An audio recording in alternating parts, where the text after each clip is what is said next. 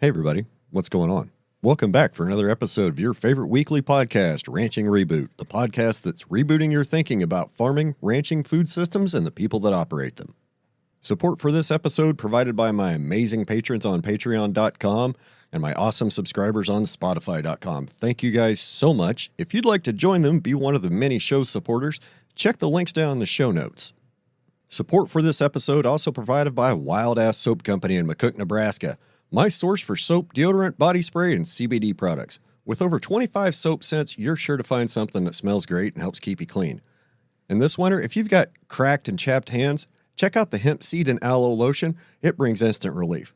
If you're not a big fan of lotion, I use their beef tallow ranch balm for the same thing. Sometimes I even put it in my beard because it kind of smells good.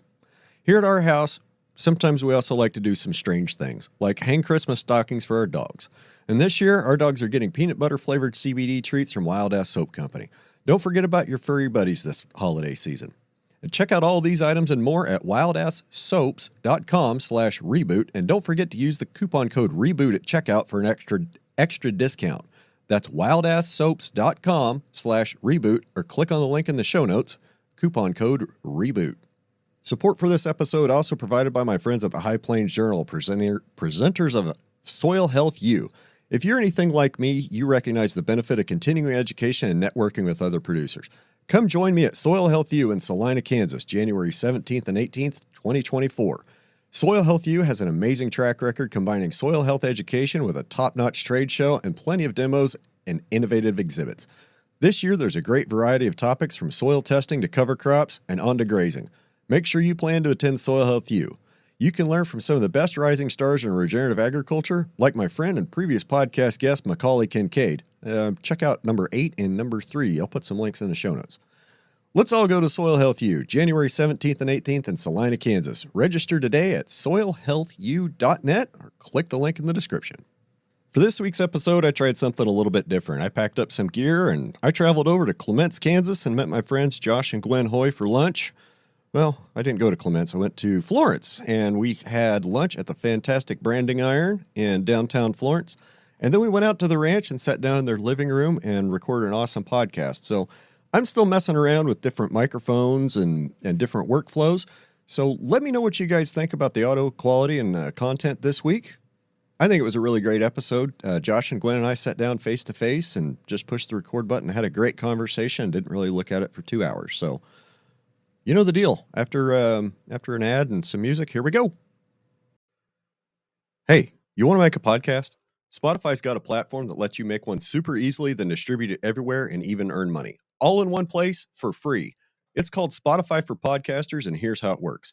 Spotify for Podcasters lets you record and edit podcasts right from your phone or computer, so no matter what your setup is like, you can start creating today.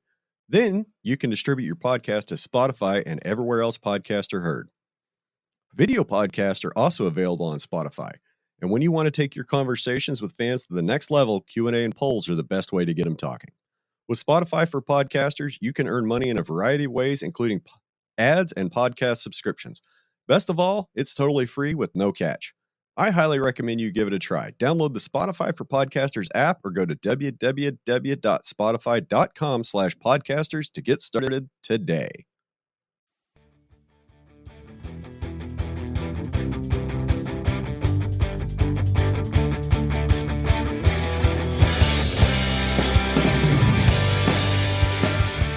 Well, Josh and Glenn, this is just such a beautiful house and a beautiful ranch. Thanks for inviting me to come back and hang out with you guys today. So, how's things been? Good. We've had a dry year until quite recently. Yes. But a very eventful and exciting year too. Like how bad has it been dry? Very bad. Worse than the last several dry spells. It was unusual in that we grew quite a bit of grass because we had some little rains all along. Yes. But we just didn't have any runoff, and our ponds were bad. Our springs quit running, and our wells started going. So water was the big pinch point. But we actually grew some grass. Not, a great year for grass. And in this area is very dependent upon rainfall for our water. Surface water. Yeah, for surface water. So, So for context for the listeners, we're here in the Flint Hills, kind of on the north end toward the west side, and you can't really put a pipeline in the ground here, can you? It's very expensive. Yeah. If you're going to pipe water anywhere, and our wells are such, we don't have the water supply underground to supply a pipeline either. Our wells are small, 2 to 4 gallons a minute is a good well. yeah. So almost all of the water in Flint Hills is going to be what the Texas boys would call a stock tank, which us stock normal tank water. folk would call a pond. Yeah, Yeah. exactly. Yes, exactly. Yes. So, And springs, we have good springs. So, spring developments and natural springs are great. But a lot of those are very much wet weather springs. yeah, and you have to have rainfall to recharge them. So, No, I'll admit, we were kind of all in the same boat until May. yes. And then it started raining out in the west in May, and I started catching it kind of at the end of May, and it just never seemed to get here. And I feel kind of bad because, as soon as it started raining for me in May, I'm like, oh, things are fine now. And, Yeah. and it was kind of later in the summer I started to realize that, oh yeah, there's 90% of the rest of my friends in the state, they didn't catch these lucky rains in May and June, and they're not doing so well. But you said you guys did get enough rains to keep the grass growing and alive, but not enough to keep the ponds Right. going. Can you tell me how that was a management challenge? Oh, I mean, it was frustrating. We had grass, but there were several pastures we just couldn't graze because there's just no water. I mean, we could have hauled water, but I can't make that pencil. I don't know how people do. And I don't want to haul water. So I guess that's another reason I can't make it pencil. You can wrap up all day hauling water. Oh, and the money and you blow a couple Time. tires and all of a sudden it's a 2-day event. Yeah. But no, so the frustration of not being able to graze where we did have grass and then, quite frankly, overgrazing where we had water because we chewed up our grass there, but had to keep things around for water. We sold most of our cows, historically high market. So we wouldn't have had to sell them. We could have figured out a way, but with the market the way it was I don't know, ridiculous not to. It's always It was part of the plan, and sometimes you just have to pull the trigger. Yeah. But it also gave us some other advantages too. So the pastures we didn't graze, we caught some late season rains, which we now have some water. And so we do some custom grazing with some cows. And so we're just getting ready to drive the cows 20 some miles down to those pastures that haven't been grazed. And we've got all the cool season grasses, we've got fresh water. And so we're just grazing them in a different season. So, yeah. Good stuff. So I really want to talk about the trip you guys went on. So why don't you tell everybody where you went? Oh, well, we went to Australia, and it was Josh had been to Australia on a farm tour, I guess back in 1998, I think. 97, I think. 97. And but I had never been, and Josh and I just are fascinated with going different places and working for different ranches, or in this case, a station, just to see how things are done and see the practices, for handling cattle and grazing and um, just the whole gamut. It's fascinating to see how other people do it. So, And our friend Kristen Cloud, who has a ranch down by Benton, Kansas, she and her husband, Brett, or we call him Chops, and we've worked with them for years and years. yeah. And Kristen found a Facebook ad on Facebook, and one of the day thugs, I think, is I think still so. asking for if people interested in coming over there to work, and she answered, and it was about a 6-month process of getting it all worked out. Yes. And she asked me to go. Yeah. And then I said to Josh, I'm like, well, Kristen just asked me to go. And he's like, you should. And I'm Yeah. like, okay. And then she asked Josh to go. So, we all three went. all three of us went. It was amazing. Yeah, good time. So, go ahead.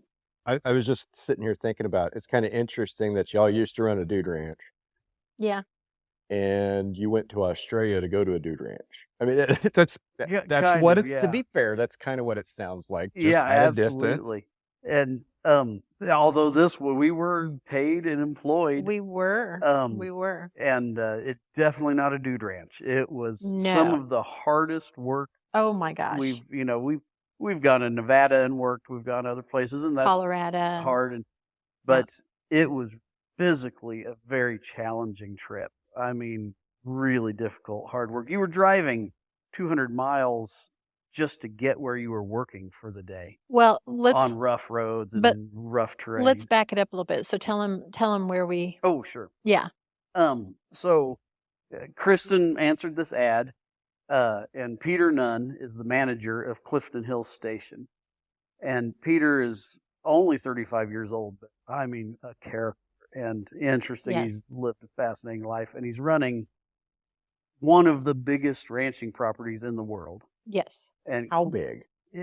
4.5 million acres. Yes. In one contiguous chunk. It was huge. And in a challenging landscape, to say the least. It is one of the driest places, hottest places, difficult places to live, much less run cattle. Yes. But And you were there in the winter. we were there in their late, kind of spring, Yeah. late winter, early spring. And yes, and it would get very hot during the day and cold at night. Well, and But in the summer, they often have 120 degrees, Right. day after day after day. well, and I have to kind of laugh because the Australians, they all had winter parkas on and everything, and Kristen, Josh, and I would be in a vest and our work sweating, shirt, yeah. and sweating. They were just, oh, it's so cold here. and we're like, no, it is nope, not. nope. Yeah. It's warm enough. There are still snakes everywhere. Yes. But but yeah, it's so just to explain how challenging of an environment it is. Well, sorry. let's go back. So Peter agreed to have us come over, and all three of us could get away for about 2 weeks. And so it was about a 6-month process to get it all set up and, to figure out timing with Peter and all this stuff. And Did you guys have to get like a worker visa or was it just a tourist visa? well, okay.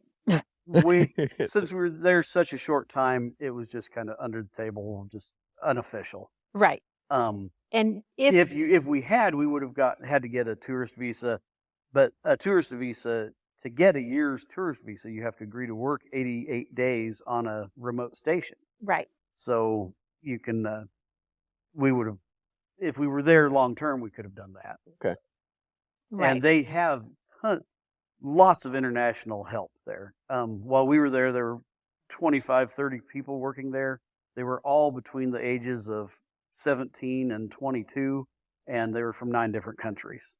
So, very diverse group of people from all over the place. Yes. That's interesting. Yeah, Yeah. from Argentina to Ireland and Scotland, Canada, and Yep. us. Yeah, it's all over the place. And it was okay, so we flew over there, and I have to say that is, if anybody does it, it is very challenging. Oh, So 24 hours travel. on an airplane?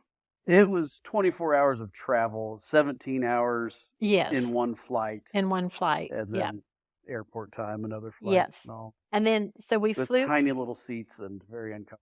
Yes, so we flew into Sydney, and then from Sydney we flew to Adelaide, and at Adelaide Peter had one of the One of the custom musterers picked us custom up musterers, Emma. and drove us 13 hours. Yes. to the She ranch. picked Or us the up and drove us 13 station. hours to the The- ranch. The to nearest station. airport, 13 hours from the ranch. The nearest commercial airport. Right. When we left, and we'll get to that, I guess, but there was a oil field in the middle of nowhere that we flew out on a 737 in the middle of the desert where there's not even a town there. Yes. So yeah, it's a bizarre country. It is. So we get there to the station, and we don't meet Peter for a couple days, but they get us settled in, and they put us in Oh, the housing is an old. Now would be a good time to kind of just give the breakdown of what the station is, I Okay, guess. do that. So Do it's that. 4.5 million acres. It's all contiguous. It's in country that they say they get about 4 inches of rain a year, but that can be 10 inches one year and nothing for several years. Right. It's very sporadic. There's not like really systemic rain or anything. There's certainly not a wet season or a Nope. monsoon season. Just random. Just kind of random. And there's a giant river that runs through it. It's called the Diamantina. And it is one of the most bizarre rivers in the world because there's no channel, there's no riverbed, there's no water in it most of the time. But there's about between a 2 to 20 mile wide strip that has more vegetation and occasionally will just fill up with water from underneath. Right. It doesn't run there. It doesn't run into it. It just wells up from underneath on its way to the big interior lake, Lake Eyre, which is, below sea level. And, but on the whole station, there's only about maybe 80-foot drop from one end to the other in elevation. I mean, it's Yes. very flat. Very flattest place I think we've ever been. If you get on a little like sand dune, the entire horizon is the curvature of the earth around you. You cannot see mountains in the distance anywhere. It is just sky and the earth curving away from you. I mean, it's flat. So my. Western Kansas without trees. Much flatter than Western Kansas. Oh, I was shocked at how much flatter it was than that. It was 80 like feet across 4.5 million acres. and I could be off on that a bit, but it's close to that. There are some elevated spots, like they call them mountains, and it's just it'll be 300 feet above sea level instead of 180 feet above sea level, and that's considered a mountain in that area. And it's hard to see from a distance because it just kind of blends in. And it's also, so you have nothing on the horizon, and it's also a mirage. yeah. I mean, there is mirage around you morning and afternoon both. I mean, and what looks like a mountain range when you travel 40, 50 miles to get to it, when you get there is a 20-foot tall sand dune. Right. Or what looks like a grove of giant trees is some 10, 15-foot tall acacia trees. Maybe. From Yes. 20 miles. It's just amazing how that optical illusion works. And it is all throughout the whole area. There are place names that are named after early European explorers that died traveling through there from thirst or starvation because they just got lost and couldn't find their way out. Well, and I have to say, I didn't figure out till a bit later or learn that the sand dunes run north to south. Yeah, so the only really distinguishable Yes. landmarks are the sand dunes, and they'll be anywhere from a quarter mile to a couple miles wide, but they'll run for hundreds of miles north to south. Yes. But when you get just a little further north, they turn and they go east-west. And Okay. you go a little further south and they go southwest to northeast. And so if you're Oh. using those as your bearings and you get far enough, all of a sudden your bearings are completely corrupted because the sand dunes change and you don't even realize it. So it's Sounds like you treacherous country. Almost sounds like you had an interesting learning experience with navigation by sand dunes. Oh my gosh. Oh yeah. my gosh. Yeah, And absolutely. I don't think I've ever been in an area where the landscape was repetitive. Yeah. So you'd have There just are no landmarks. No, because there's it not. all looks the same. There's Yeah. sand dunes, Gibby flats, which Gibby are flats. Yeah. covered with this smooth, shiny red stone, polished red stone. Yeah. That just perfectly flat. And it's the oldest. And then every once in a while, some sand dunes, and then Gibby flat. And Yeah. it is one of the oldest surfaces on Earth. It's like Yeah. 4.6 billion years old. The This Gibby rock. has been the Yeah. Gibby rock has been exposed for that long. One Yeah. of the oldest exposed surfaces on Earth. But it just So went. it's Gibby rock is just like volcanic pumice, Yeah. but it's been polished, glassy, smooth with time. And it was the Gibby rock was really interesting because when you drove Stone. over it, or Gibby stones, yeah, when you drove over it or rode over it, it kind of gave a little, and so it had like, so it had was sand. spongy. It was spongy and it had kind of sand all around it. It was just interesting. So yeah, That sounds That sounds really strange to drive on. Oh, Yeah, it was was. bizarre. And we drove a lot. The Utes, the Land Yeah. Rovers, and we also had to ride dirt bikes, which I'd never been on a motorcycle my entire life, ever. Literally, not even a bicycle since I was a teenager. Right. And that was a little terrifying. Gwen, please tell me somewhere there's a video of Josh's first time on a dirt I bike. did There take is, I did and it take is some very embarrassing. videos. I was really bad at it. It took me almost 2 hours to figure out that you steer by leaning, not just by manhandling the steering wheels, if that tells you anything. I was a complete idiot on it. So. Yes. Okay, that's Yeah. fair. That's But fair. they Once I figured that out, I was a lot better. yes, they sent Josh and I out with With no instruction, by the way. Just, yeah. Here's a Honda 400, hop on it and go do this. Yeah, we had like a 2-minute tutorial, and then we were off for about 7 hours on dirt bikes. It was interesting. So, Moving 400 cows, 12 Yeah. miles 12 miles. through the desert. Yeah. Yep. Yep.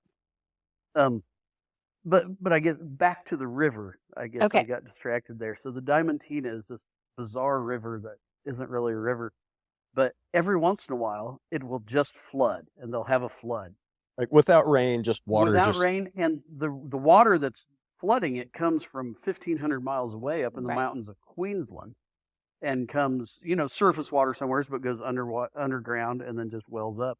And so you can literally be driving out there and suddenly surrounded by Water. 5-foot deep water and And you're horrible stuck. mud, Yeah. and you have no warning. It's not like you knew a flood was coming or anything. It can just flood. Yeah.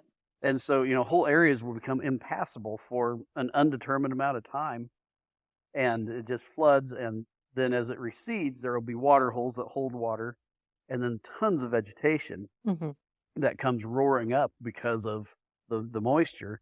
And so one of the big challenges is they're constantly trying to move cattle to where there's been a flood, but you have to move them out of there if there's a flood, and then move them back. So they're constantly kind of moving cattle. And the riverlands, there's some areas that are kind of permanently green. And so there are cattle in there that haven't even been, it's so rough, you can't drive or use a motorcycle, only helicopters. And a lot of those cattle are kind of immune to helicopters. They've just figured out Yep. the helicopter pilots will actually bump them with the tail rotor guard to get them to move out of the brush. And And then they'll just move to another piece of brush and Yep. stop. So they're just ungathered. I'm not sure if that sounds insane or ballsy or suicidal. Both. both. And we All actually three. got to go with a helicopter Yes. musterer for a day, just as a gift to us. Peter Yes. arranged it that we got to go with one of the helicopter pilots on a muster. Like you got to ride with them. We while got to be in the helicopter. It was a 3-passenger, and we went up with him, and it was awesome. I mean, we take off and we're flying over the riverlands. You can see all this country that we'd heard about, but you can't really see because you can't get there.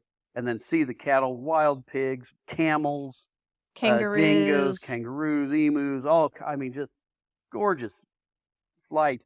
And then we started mustering this paddock, which the paddock was probably 200,000-300,000 acres. I mean, Yes. big paddock. when you started mustering and he really started flying the machine, how many times a minute did you think you were going to die? Okay, well, let me start by saying I did not realize that you could hallucinate from motion sickness. But you can, and I did. I got so motion sick He did. and at first I was just loving it, and then all of a sudden I couldn't see, I couldn't hear, I couldn't think or anything. I was just sitting there just trying not to vomit, and just waves of nausea. So sick I couldn't even say, please kill me or anything. And finally Gwen recognized that I was about to die, and he went back to refuel anyway but he made a trip just to get me out of there, thank goodness, and dropped me off. We had been off the helicopter, and we had walked back to the headquarters, which was 1/8 of a mile away. And I finally told Gwen, I've got to get off this helicopter. It's killing me. And we'd been off for half an hour and had walked 1/4 of a mile at that point, and I did not know it. So I was that motion sick. It was Okay. one of the worst experiences of my life. So But up to that point, I loved it. since And he was a master stockman.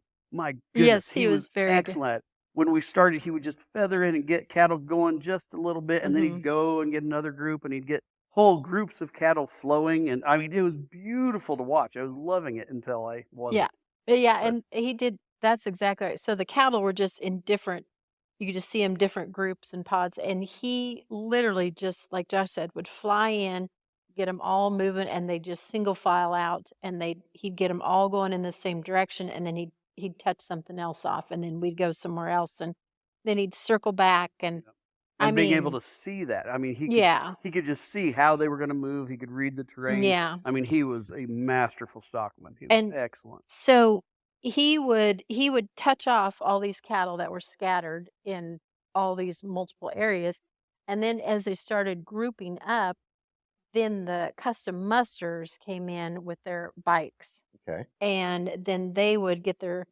motorbikes, and then they would gather them up to a set of pins. Is how it worked, and Yeah. so because And then once they were in the pens, the yards, as they right, call them, the yards, we'd work them, process them, work them. right, And then when they were taking them from the yards to another pasture or another area, then they would use horses for that. And they right, called it walking them. And then walking you'd them, walk them where they were going for stress. You know, right.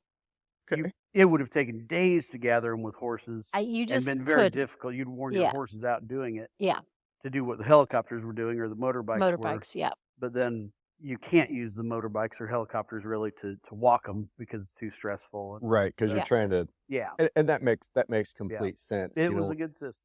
yeah, when you're trying to gather and go to the pens, yeah, there's some stress level management that you need to be doing. But as soon as Yeah. they get in the pens and get in confinement, especially cattle that are in confinement Yeah. once a year, once Yeah. every other year, right, like Australian cattle are kind of like mine. You know, my cows will graze tip to tip, horn tip to horn tip in the pasture and never have an argument. Yeah.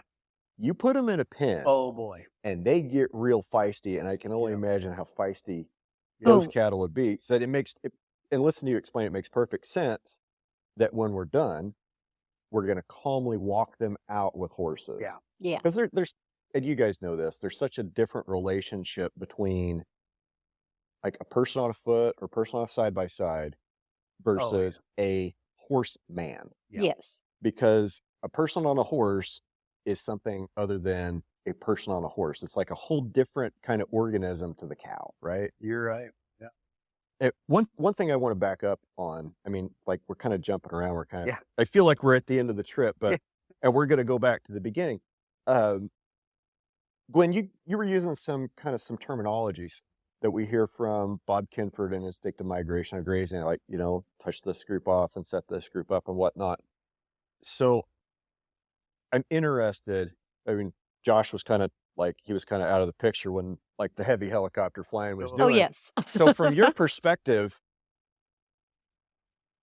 was he doing some motions like you would be doing on a horse or like Oh, somebody would be doing on foot to get the cattle to move the same way? yes, and Bob will love this, but um the helicopter pilot, he would go in and he would like I said, touch the cattle off and kind of communicate with the cattle. As soon as those cattle did what he wanted, then he'd fade off and he'd just take the pressure off and we just veer to the left or veer to the right or go up but we'd just be gone.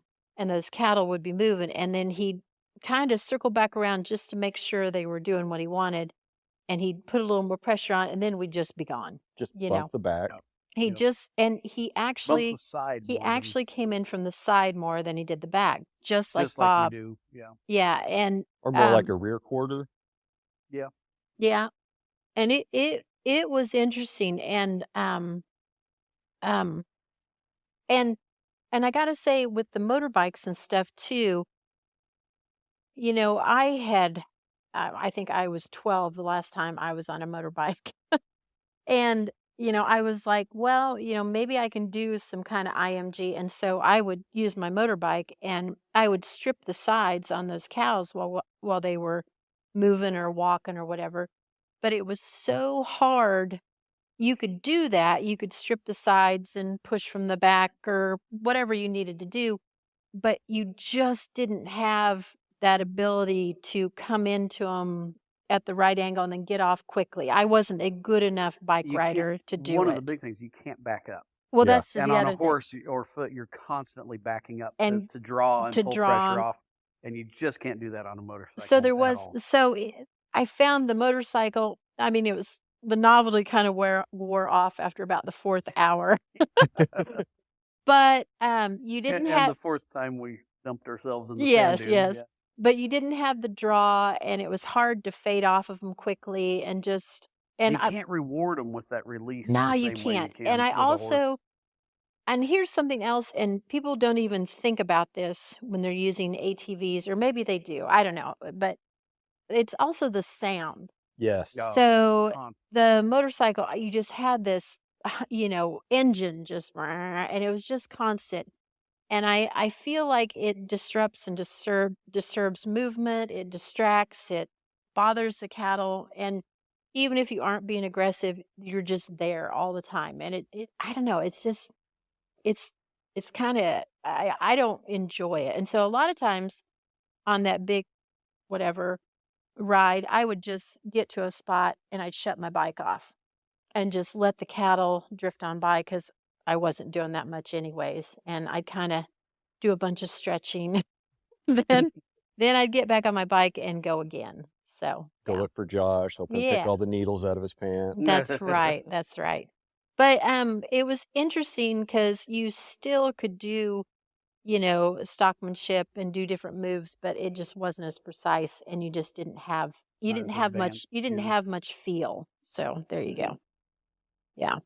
But that's one thing that I find myself doing a lot when I'm working out of a side-by-side or Right. out of my rockshire with cows is the reverse. I mean, Yes. is the reverse, because that's so useful, like you said, as a reward, as a pressure removal. Like as soon as they start going the direction you want, get some of that pressure Yeah. off just to let them know, hey, that's the right way. Yeah. And if you're on a dirt bike and you're pointed the wrong way, in order to release pressure, you have to give them more sometimes. Exactly. Yeah. Exactly. Yeah. And it just, Yeah, you have to kind of bend into them before you can get off of them. yeah, It's frustrating it is. for them and us. And, yeah. But also, and we had, so another really interesting thing was we had all different types and classes of cattle when we were moving.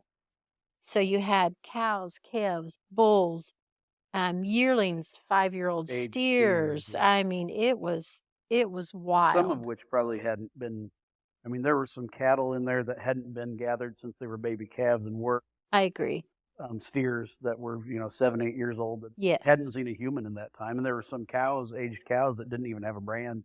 That Right. had probably never been in a set of pens before. Well, and you also And had, they were pretty stressed. they were, and then you also had different types of cattle. So we had Brahmas, we had Shorthorns, Dutch belted. Dutch belted, Santa Black Angus, Gertrudis. Red Angus, yeah.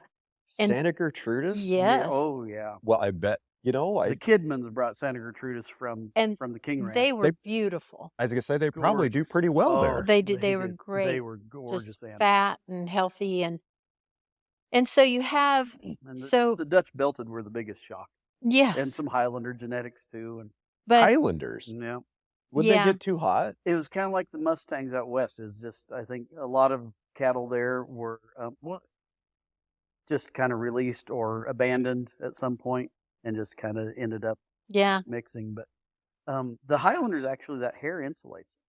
Yeah. They'll be cooler than black-hided Angus cows. Yeah. A Highlander with long hair will be cooler because they have a little insulation. Did you see a lot of Black Angus cows down there? Quite a some, bit, but some. not like here. It's, No.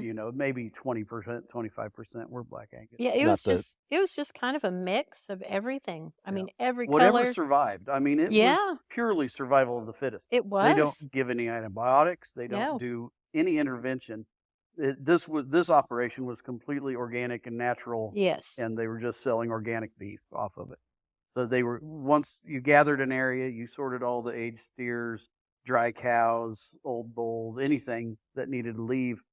And when we were there, they were sorting off fat areas where they Yes. sent cattle to get fattened. Okay. And so working baby pairs and turning them out, weaning wiener calves and turning their pregnant mothers out, Yep. but then sorting and shipping to be sent down to Melbourne for processing as organic. Yeah. Beef. That was their business model. Crown Point Properties is Crown Point Pastoral Yeah. is the name of the company that owns Clifton Hills and 20 some other stations in Yes. Australia. They own millions and millions and millions of acres. It's two Australian families that kind of joined forces. I think one was kind of a station family and one was kind of a farming family. Yeah. And they've just joined forces to kind of compete with the Chinese and other big buyers on property. And they've bought up a lot of stations over the last decade or so. Yeah. And Clifton Hills is one of the biggest. I know you guys probably can't speak on this, and I want to throw this out there for the other listeners because hopefully this reaches somebody in Australia. Yeah.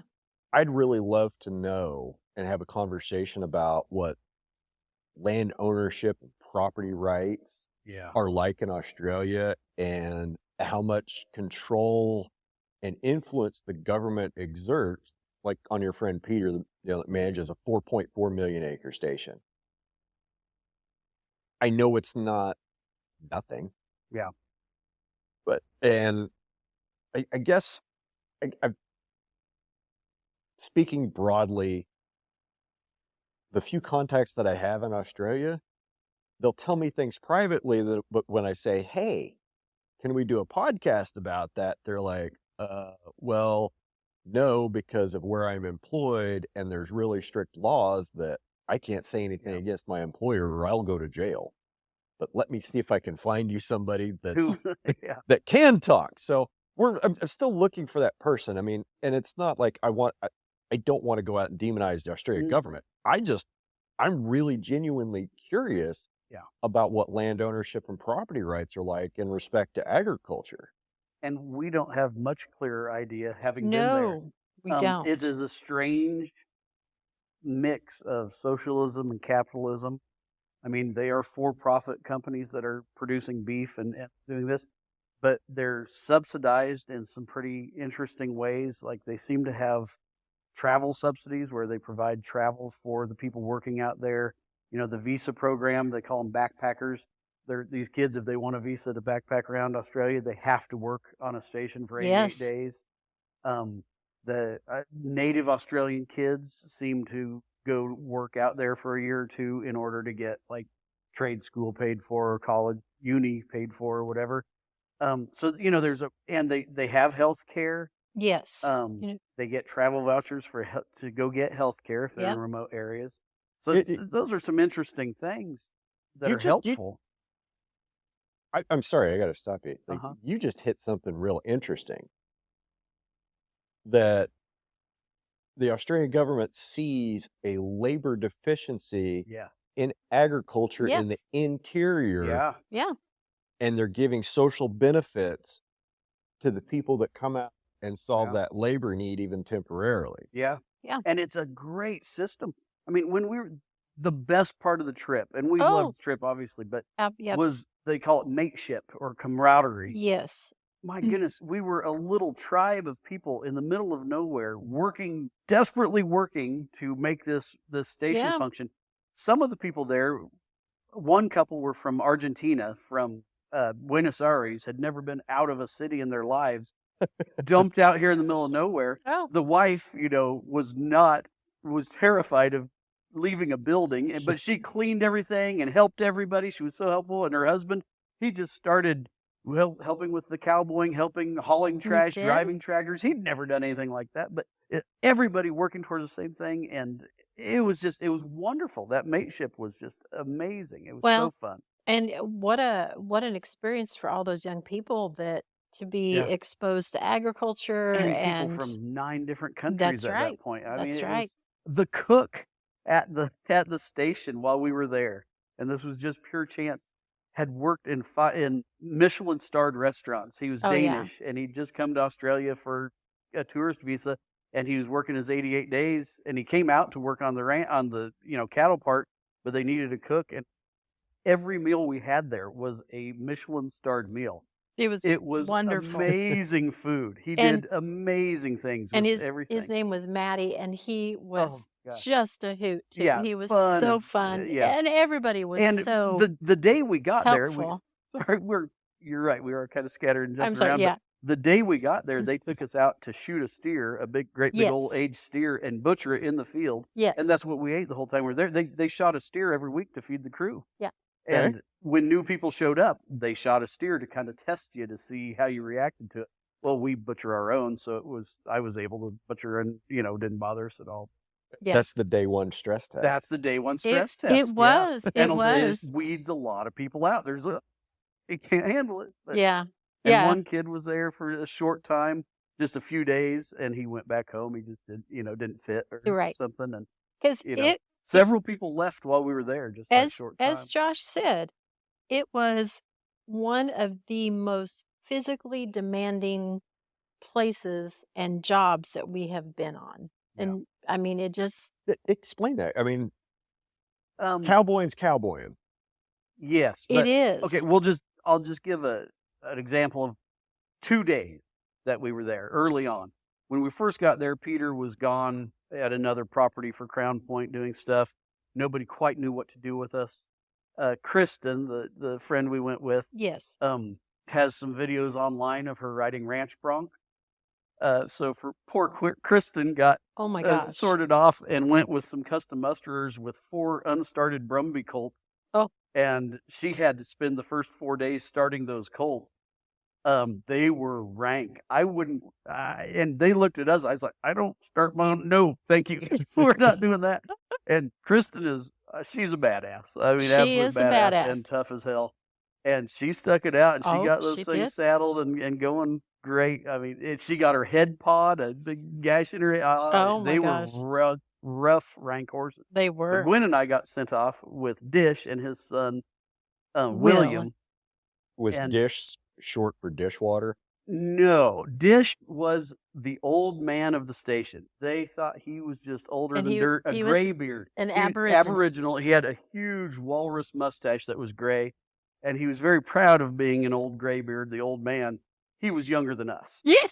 by several years.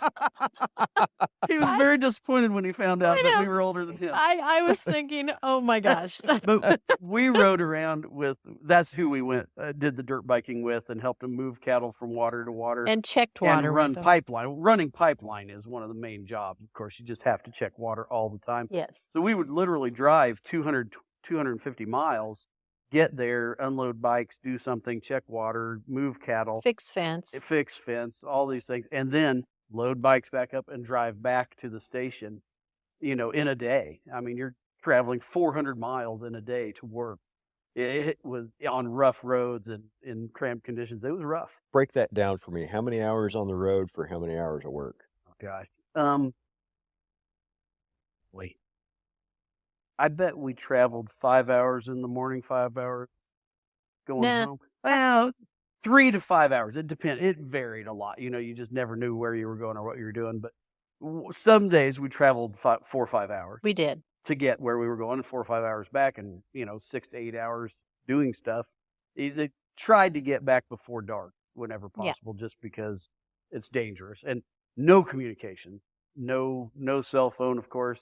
The radios only worked, for a couple miles, so if you broke down, people just had to notice and realize you weren't back yet, Mhm. Hey, and then go looking for you. nobody's seen Josh for about 3 days. Yeah, that's it. Yeah. And they did check in But- all the time. So that was the first few days we're there. yes. And we weren't really taken seriously yet, because we're Yes. just people that had shown up. They didn't know if we were really well, and they what we were. and And be- Peter wasn't there well, yet. and because we were so old, they were just like, Yeah, they why- didn't want us to die because we were 30 years older than anyone else there. well, 20 years older than the manager. I mean, And and 4 or 5 years older than the old man. and they So- kept saying, "Why are you guys here? yeah, why are you here?" You're crazy. And you're probably like, well, this is our vacation. Yeah, exactly. We were like, But- "Yeah, So Peter gets there, we meet him and visit, and he kind of they're competent. We'll send them to do something. So he sent us to go day work at a neighboring station, yes, which is a 4 hour drive to get to, Yeah. of course, at least. And we load up horses, we load up our stuff, and we're one supposed- of the girls that was working there had been to that station before. And we're supposed to be there 4 days. Yeah. So we head down to Mungarani is the name of this station. Mungarani. And Mungarani is only like 2.5 million acres, tiny little place. And Just a shoebox. just a little place, And we get there, and it's totally different than Clifton Hills. Clifton Hills is just chaos kind of contained It is. with Lots of with people willpower. and lots of people, lots of activity, pretty rough conditions. yes. The water smelled of horrible rotten eggs. Yeah. Everything was just pretty rough living. Where we were staying in Clifton Hills was an old cargo container that was divided for a oil field Yes. bunkhouse Okay. into little 5x8 rooms with the bed bolted to the floor. And we had an air conditioner. All of us in separate rooms. It did have air conditioners and gaps in the doors about 2-3 inches wide so that the brown snakes could come in and get warm by bedding with you at night. I stuffed Hold dirty up. I stuffed dirty clothes around my door every keep night. snakes from I coming mean, in. it freaked me And out. they did have a flock of guineas for snakes, Yes. but it wasn't very reassuring because the guineas all through the night, every 20 Oh. minutes to an hour, you'd hear guineas killing a snake. Well, that's just what guineas do. It is what guineas do, but they were if they went off, they were killing a snake. They were excellent snakers, but Yes. anyway, so Clifton Hills pretty rough, wild, chaotic, It but was. fun. We get to Mungarani, I mean, immaculate. It was. Everything just immaculate. Everything really nice and Yes. organized and everything. The people were pretty standoffish. They're like, why do we have these weird old Americans I know. being thrust upon us? Oh, gee, Oh. thanks, Peter, for sending us good help. And so, but very nice. But, you Very could just nice. tell they were like, Oh good gosh. Lord. Exhausting. And so we get there, we eat supper with them. We leave at 4:00 in the next morning, and they haul us over 100 miles to where we were going, or haul us and our horses. There are 750 head of cows and calves gathered up in a trap that they gathered with helicopters for about a week. They'd been And- gathering them for and about a dirt week. bikes, yeah. And How dirt bikes. big is the trap? The trap? Tiny. Tiny.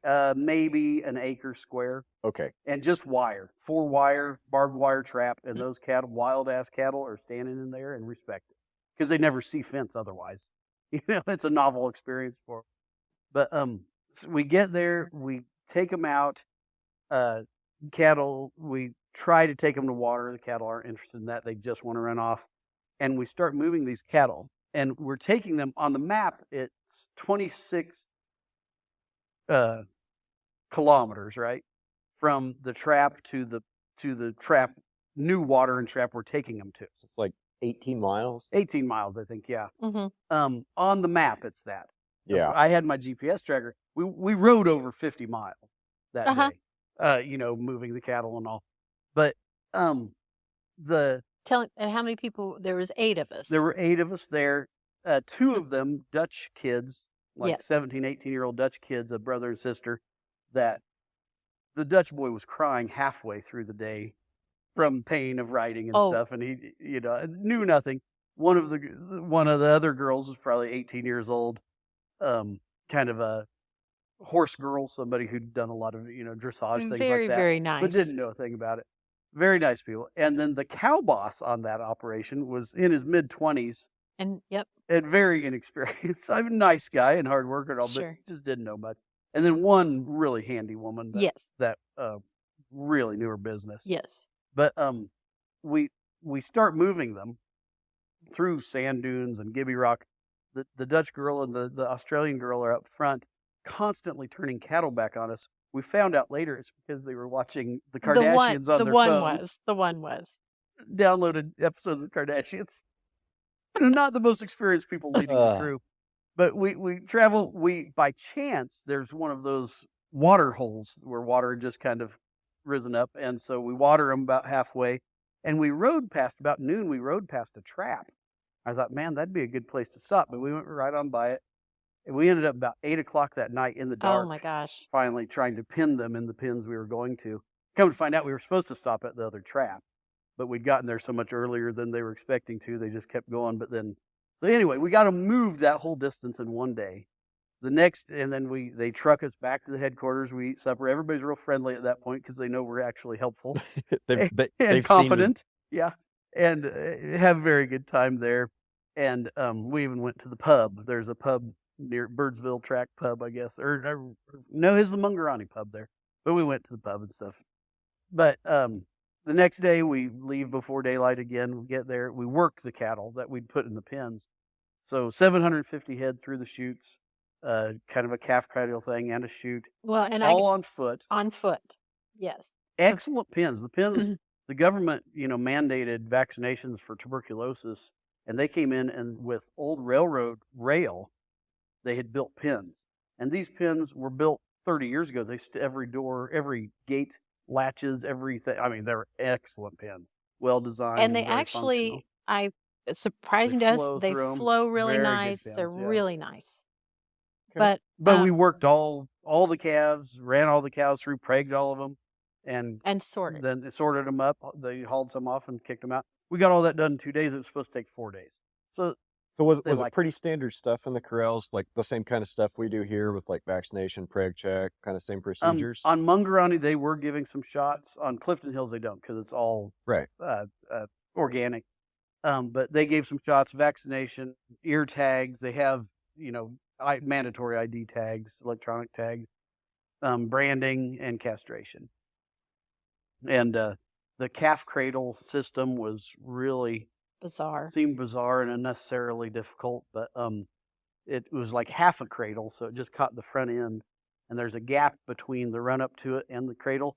So the calf, you just have to kind of shoe the calf to run into it, and then you just stab it in there and try to catch them and pull them over on a truck tire, and everybody bails on top and raffles them. So it is a young person's job. It is. It is. Definitely is. But So are they like just totally against rope and drag, or is that they don't rope at all, really. They don't have that culture. They have an event for rodeo stuff called bronco branding, and they used to rope all their calves, and they have this setup where it's like 2 posts with poles running up to them.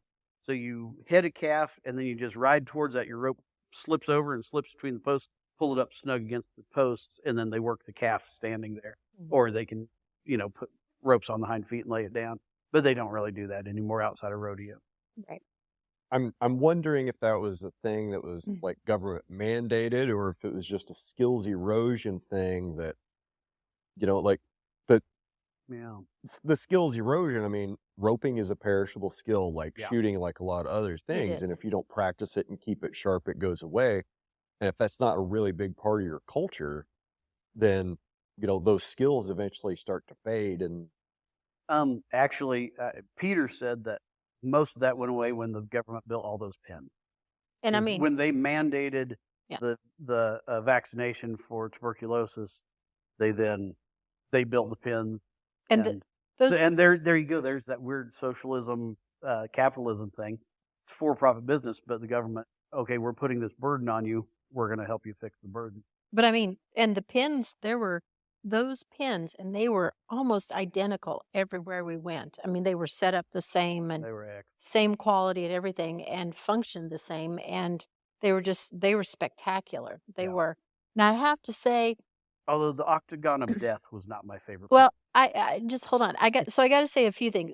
It did kind of baffle Josh and I that this was kind of an interesting thing. So you had cattle that were helicoptered and biked into those pens, Very and stressed. they were very stressed, and handling of them was not wild or anything like that.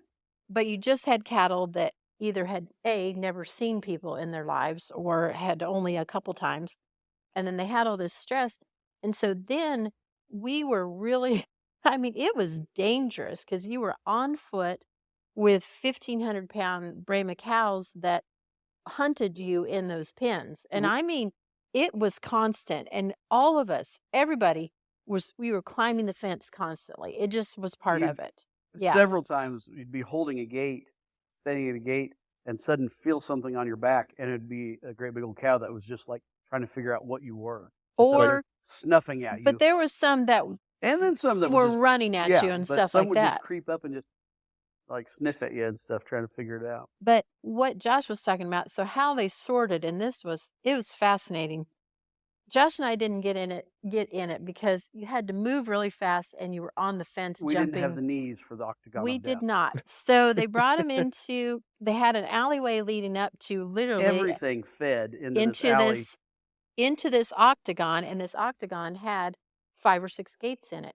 And then there was like 1 or 2 poles in it, and you had 1 or 2 people inside there running those gates by hand, and they'd hide behind those poles, and the cows would go counterclockwise or clockwise, and you'd let them out different gates, whatever you got hollered at.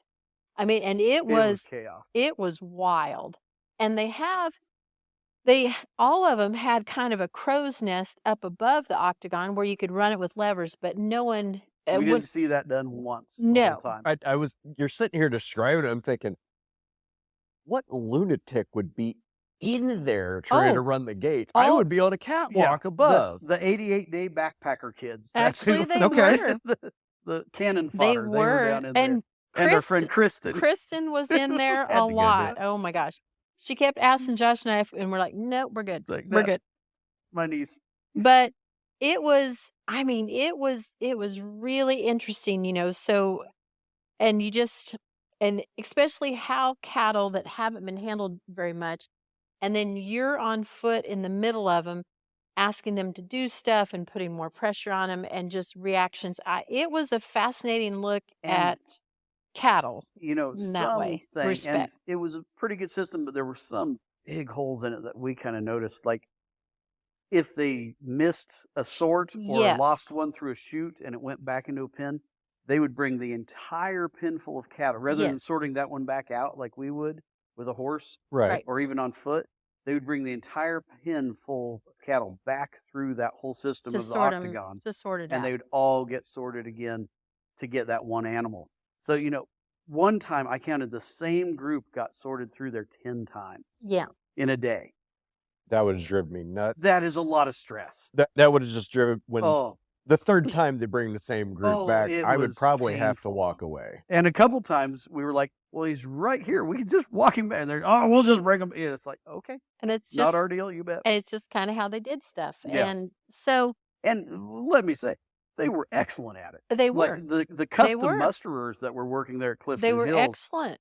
Kane and Emma, the Bumblebred custom mustering. Oh, they were My excellent. God, they were bad. Kane was one of the most physically talented, bravest, Oh, badass human beings I've ever met. he was a was. Golden Gloves boxer. He was, Yes. he could do anything. Horseback, motorcycle. It was, wow. He And was cool. But, Yeah, and there was But another. I'm not near tough enough to keep up, even just watching No. him. No, none of us were. But yeah, it was just kind of a fascinating, such an interesting deal because it just kind of floored us that so you do all these steps, bringing them in and this and that one of the most dangerous things in the pen when they're just not used to it and you're just on foot. So, but With that's good horses tied to the fence. yeah, but that's like, just how "Oh." you did it, So, I mean, it's really interesting to hear like how different the stockmanship culture is and how yeah. you know that's what they do. Like you leave the horses tied and you do everything in foot on the pins. That's Yeah. kind of a little foreign. Mhm. Kind of a little foreign. So what was was there anything that you looked at and were like, oh, that looks like home? Or this feels like home? Or was everything, Not a thing. so everything was very just foreign and weird? Well, I tell you what, the landscape, it was just so, I don't know how to explain it. It was so monotonous. Usually you go places and it's Yeah, not gorgeous. It's not to say it wasn't beautiful. There were and- beautiful spots, There like on were. the river and stuff like that. They were gorgeous areas. But it was just so foreign looking, and then and also the kind of mechanical use of copters and bikes and everything. But was because of the big space, they had to do that. So it wasn't. It just it felt It really. did not feel like home. It did not. Now, the camaraderie.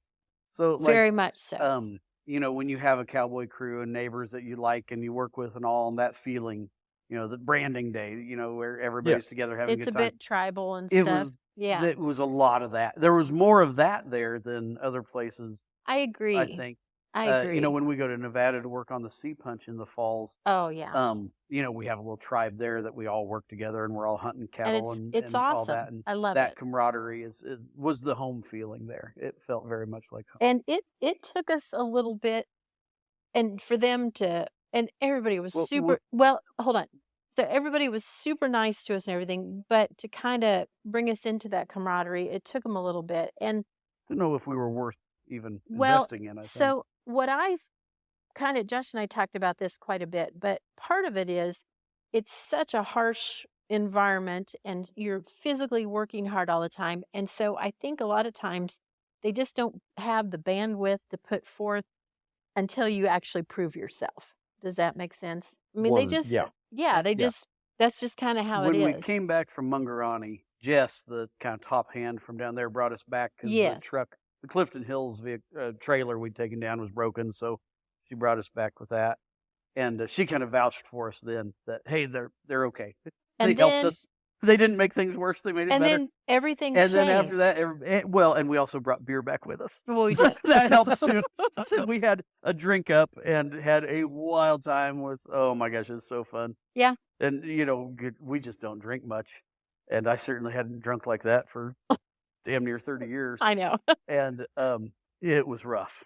Well, it was rough. I drank about 4 gallons of water trying to recuperate. But we ended up roping each other, and it was just wild time. it was really fun. But then the next day, of course, we were up at 5:30 because we had to go work, and they asked us to help work cattle. Yeah. We were in the club at that point. We were It in kinda the felt club. like, It just, the mustering crew asked us to, said we were helping that day, and so it's just interesting. So it was a great time. it was, and quite an experience, and yeah, it was. Yeah, and so fun for Kristen, Josh, and I to go there, and actually we became better friends with Kristen through the whole thing. It traveling like that in extreme circumstances. Oh my gosh! In friendship sometimes, but we actually became better friends. We became better friends, and I guess one other thing I want to point out: they are 3-4 generations closer to their Wild West than we are. So our Wild West is, the 1880s is kind of the heyday of the trail driving days. Yeah. Peter Nunn's father drove huge herds, 40, 50,000 head of cattle for hundreds of miles in the 70s and 80s still. Okay. Peter actually grew up doing droves of, tens of thousands of cattle. Yeah. They still, on Clifton Hills, they'll still yeah. drive 5,000-10,000 head of cattle hundreds of miles to get them from one part of the from one part of the ranch to the other part. Yeah. Drive cattle hundreds of miles to another pasture. And Peter's father, who's still alive, was part of those wild days where, it was Wild West in Australia back because their Wild West was, still going in the 1950s and 60s, 70s even. So, it was different. We were kind of swapping stories in the evenings with Peter and some of the crew, Rory and Kane, and their stories were one generation away. They were living memory stories of people, camping out and tracking horse thieves and all this stuff in the 1960s and 70s. That was just amazing to me to be hearing firsthand, generational stories like that. And here we're so far removed. It's mythical here. Our mythical West. It is now. Is strong, but there it's still living memory. Mm-hmm. That was interesting to see. That is interesting, and I guess I never really stopped to think about the time frame across, how Australia was settled and developed, I guess. And when you think about it, it's probably a pretty similar pattern to the way this continent was settled. A whole bunch of people on this coast, get a few people on this coast, and eventually maybe a few people will kind of trickle into the middle and see what's there. Exactly. So I want to add a few more things. So one of the questions Josh and I always had, and that's when we went to Clifton Hills or with Peter or Mongrainy, we asked, what do the cattle eat?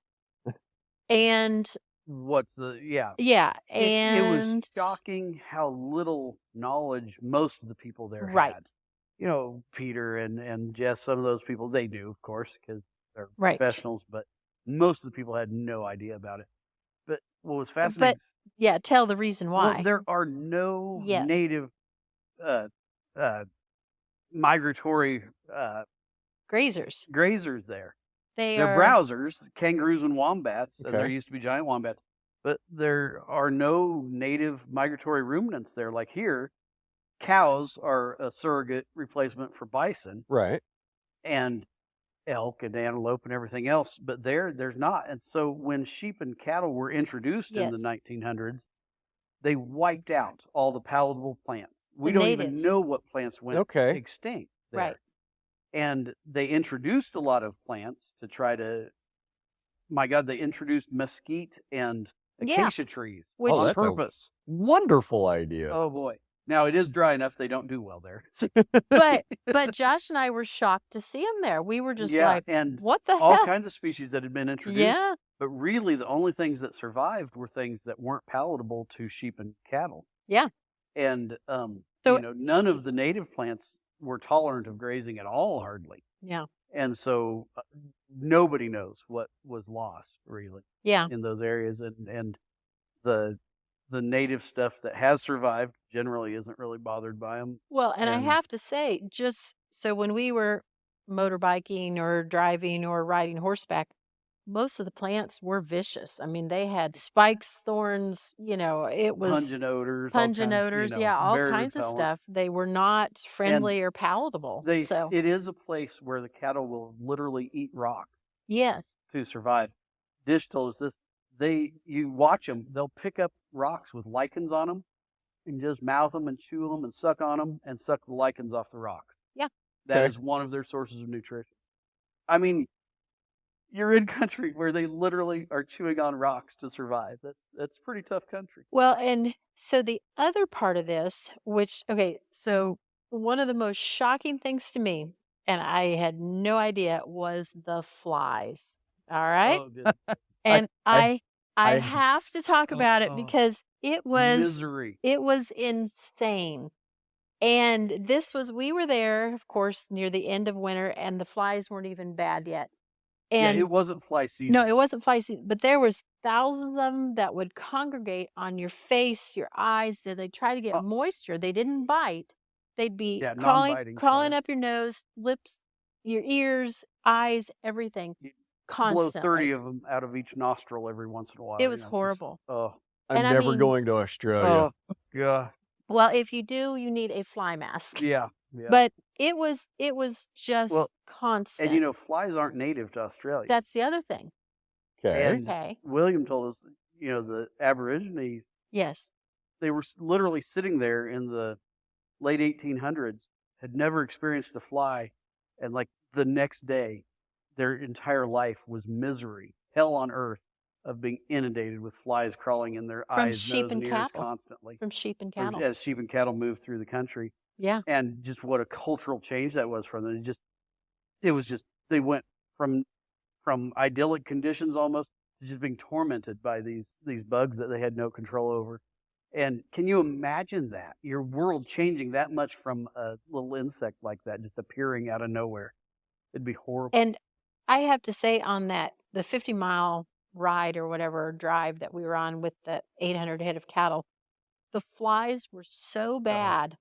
I mean, I found that halfway through the ride, so 25 miles into it, I was so numb to it that I didn't even, you just rode along and you were just covered Just with let it. them cover you. You just let them cover you because it never quit. And your That horse sounds was covered. horrible. It was. I'd look down at my legs and my jeans were black from flies. Yeah. And it didn't matter what you did. They were just hanging on. I cut a switch off of He did. He like did. a salt cedar tree and just did that I just could not. And I woke up that night doing this, Yeah. dreaming that I had flies in my nose. And actually, Chris. We all three woke up that night Yes. swatting flies off our faces I in our did. sleep. Kristen, Josh, and I all dreamt of flies for several nights. You just Yeah. couldn't. You couldn't. It was so. torment. It was so. And Kristen wrote up to me one time and she is like, I think this is the definition of insanity. And I'm like, I think it is too. I mean, it was nuts. So It yeah. didn't bother them much. No, They're just kind of no. used to They're it. used to it. Yeah. But it was wild. That's Yeah. that's interesting. I you can't look at Australia on TV, anything, without some that you can't talk about Australia on TV for 5 minutes without mentioning the flies Flies, or yeah. seeing somebody covered in flies. Oh. Yeah, So that's yeah. I Well- was wanting to know about that, and When until we got to that point, I'm kind of like, that doesn't sound like too bad of a place to Yeah. take a vacation. and that was one day was really bad. Well- And both days working cattle there was pretty bad. And it was getting worse every day we were It there was. because the It fly was. season was coming. And that's, But when we left, we left Rory, a Scotsman who'd been working there for a few years, Yes. and just a really fun he guy. was wonderful. He's going to come visit us. He drove us to this airstrip in the middle of an oil field. Oh, yeah. In the middle of, there's not even a town on the map, nothing on the map. And yet there's an oil field with tens of thousands of workers that come and go, It was and a huge. full-blown airport and airstrip with 737s taking off and landing. And we get on, and we were joking when Rory brought us there, and we were joking as he was dropping us off. I was like, oh, we can get away from the flies now. He said, oh, no, there will be flies on these planes. And there were. You won't be away from the flies till you're in the Adelaide airport. And there Oh, my. were flies on the fucking airplane. It was horrible. We're like, no. Yeah. That would be the worst thing ever. Yeah. It was rough. It was. But what, what an experience. So, it's so fascinating to see how other people do stuff. Yeah. And it's also fascinating to get out of your comfort zone. Even though we're in the ranching business and, stockmanship and all that, it's still you're thrown out of your comfort zone into something that people have no idea what your skills are. Yeah. And it makes you step up. It makes you really listen and learn and adapt and adjust. And I think that is so good for a person to do that. Mhm. So, And in an environment like that, where you're not just, a fish out of water, you're not Right. just totally away from everything that's familiar, right. you're in the middle of freaking nowhere. Yeah. Yes. And that psychologically, to Oh. a small group that's like, here you are, Mhm. you guys are here for 2 weeks. This is the work. Let's get it done. Nobody goes home.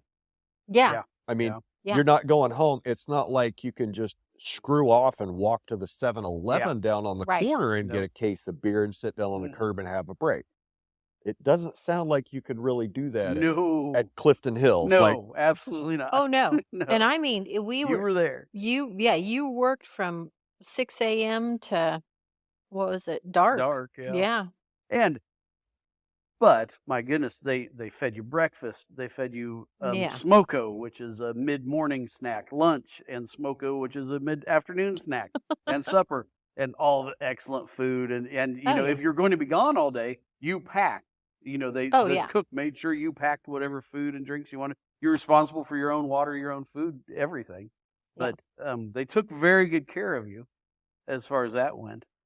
And they were concerned about everybody, but then again, you were on your own. If you got hurt, you got hurt. And best case scenario, you're 13 hours from an emergency room. Yeah. Best case scenario. That's if a flying doctor is able to land and there's a helicopter close and they're able to take you to an airstrip and get you back on and fly Mhm. back.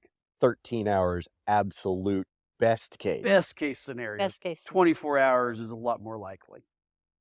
And that's it from the time they find you, by the way, Right. too, Right. That's I'm just thinking of the first aid kit that first aid / trauma kit that I Yeah. have in my Roxer, or the one I have in my car. And like, yeah, I'd probably pretty much double those supplies if I was Mhm. going to Australia. Make sure I have like 2 tourniquets, a Yeah. splint, a bunch of trauma bandages, a Garmin Global InReach, so you could just press the panic button, come Yeah. get me. Well, and there's also something else I have to say that I really did appreciate while we were there.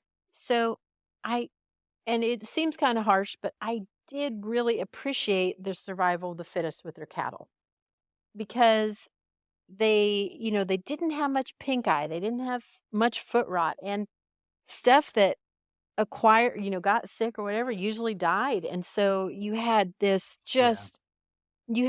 herds of cattle that were, really healthy. They were thrifty. They were savvy. They had culture. They can live on sticks, rocks, and dirt and breathe Hell air and yeah, drink air. and be And- fat. And like Yeah. those 750 head we moved 26 miles or kilometers, there were there were calves born in the pen that night, Yes. and we sorted a few back, but they were just a few day old calves that made that trip. Oh yeah. I mean, they were and They were they tough. could survive being gathered by helicopters, pinned, worked, all that, and we're fine. I mean, they were the toughest cattle I've ever seen. And they gorgeous, were gorgeous fleshy, cattle. fat, Yeah. fertile. I mean, it was amazing. It was. No blue eyes, No blue eyes. no lame cattle, nothing. Because if they got lamer, They blind, died. They died. They died. Sounds like we need to get rid of all the cows we have here and You bring dang some right. of those over. No shit. Like- Or just quit propping ours up, and they. There's Yeah. We've talked about that for 2 years, Josh. Yeah. I know. Still, yeah. But it was really fascinating to see large herds of cattle that were not propped up. And I'll There tell you you what, go. there you go. That combination of socialism and capitalism. They can't doctor pink eye with antibiotics. That is not allowed. No, Okay. it is You not. do not do that. No. You can give them topical treatments, things like that, but you do not do injectable. Nope. And if you give an animal antibiotics, it's under supervision of a vet, and it's because they've had some traumatic injury or something like that, not Right. just casual use of antibiotics like you Yeah. see For- here. Yeah, not just using, Draxxin for pink eye. Yeah, And- yes, Because exactly. they had You Jess, just don't do it. Jess, the one muster, she said for pink eye, they used a vinegar solution. That Yeah. was it. That's it. Topical vinegar. A topical vinegar solution. They do. Yeah. But That's they the, just that's don't the treat it. first time I've heard of topical vinegar for pink eye. I'm sure somebody will make a comment like, "Hey, dummy, we've been doing that for 60 years. It's a common thing." I've just- never heard of it. I've never heard of it. So I'm wondering what the mechanism is behind that, because I've operated under the theory for a long time that pink eye is more along the lines of an iodine deficiency than anything else. Hmm. I've got some anecdotal evidence to back that, or anecdotal things to back that up. So I wonder what the thinking is behind vinegar. No. Is it just an irritant to make them close their eye down and give a chance to heal, and I suppose the antibiotic element, the acid, probably helps too, but I don't know. I don't know. Like white vinegar or apple cider vinegar? Or I don't Did you know. know? I don't We know. nobody was doing that. That was Right. just She But- just she just that said was the treatment if you wanted to treat. because I pink eye. asked her. I So, asked her. well, thinking about it, I mean, there's a big difference between like store-bought white vinegar Oh, yeah. and like raw apple cider vinegar. yeah. And there's probably everything in between. So I wonder if it would be a specific kind of vinegar or if Oh. there's a mechanism in We'll that's have just to in ask. vinegar. Yeah, I don't know. That'll be a good And question. see, my other thinking on this too is, and we visited with Craig Guffey about this, but he was talking about cattle and the shape of their eyes and how the shape of their eyes Yes. affects their eyelashes and that which affects if they get pink pink eye or if right. it's a lasting infection.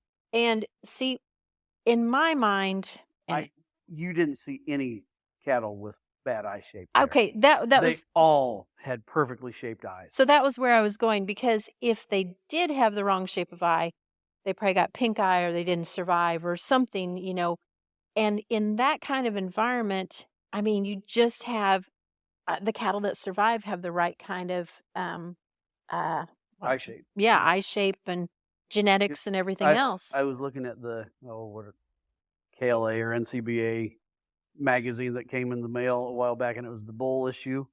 And just flipping through, every damn bull in that thing had the wrong shaped eyes for Yes. pink eye. Yeah. That's kind of the Okay. And fad now. I so Can you Can you maybe explain that, the eye shape that Okay. you're looking at? Because I don't think I've heard Yes. that one yet. These three hanging on the wall. So I you want won't get I pink can eye. see them, but Yeah, nobody else. okay, you want long eyelashes, long eyelashes, good drainage, good drainage. Okay. and when the cow or bull has their head in the upright traveling forward position, the eye should naturally drain out Yes. both directions. Okay.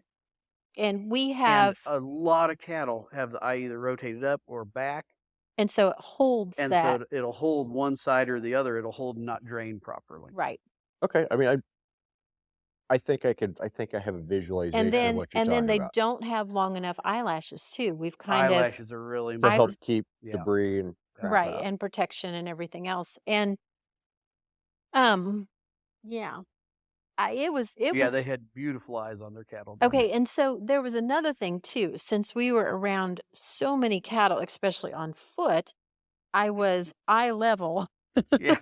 with a lot of cattle. And so I was constantly looking at swirls Yeah. when we were in amongst the cattle, which, the swirl, and Temple Grandin has all kinds of studies about it, how their brain develops the same time as, or the swirl develops the same time as the brain and all that for their disposition. And they had just tons and tons of cattle that had kind of a dead center Like- swirl. Right, Yeah. right between the eyes. Okay. Yeah, which is real steady, stable, Intelligent. intelligent. I mean, it was fascinating. And I got to look at calves, cows, bulls, everything, because you were at eye level with everything, And then seeing all the different types of cattle and then checking their swirls out too, It was an interesting look at just cattle in general. So, yeah. How big were they? Like frame size, frame score, and weight, you think? Oh gosh. There was a lot of They were cows pretty big. that were, what would you say, 1,500 pounds? Would they be that big? I think you're thinking they're bigger because you were on foot amongst Well, them. that's probably true. I would say I'm the big end of the exaggerating. cows were 1,200 pounds. 1,200 pounds. Yeah. Yeah. And frame score, I mean, they were But they were fleshy. They were thick fleshy. and heavy. Fleshy. But they were probably, they're smaller than most of the big farmer cows around here, but they were a little smaller than those commercial cows we run. A little bigger than our cows, our personal cows that we Yeah. run. I'd say they were 1,200. Probably And the if- bulls were not big bulls.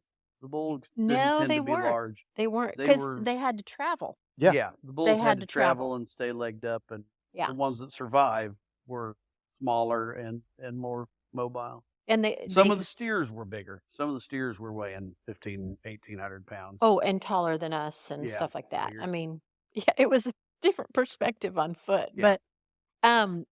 But almost every Brahma cow that they had there had fat on her tail head, and you couldn't see a single rib on her. I mean, Yeah. fleshy. Were the Continentals and the British types? They were fat too. They were. Yeah. They were. And it was interesting, they didn't really keep them separate No, or anything, but the different breeds of cattle Separated kind of bred out. separately. Yeah. So the Dutch Belted, there was a whole kind of colony of Dutch Belted. There was a whole colony of Santa Gertrudis and white Bramers and black Angus and red Angus. And they kind of just ended some Herefords.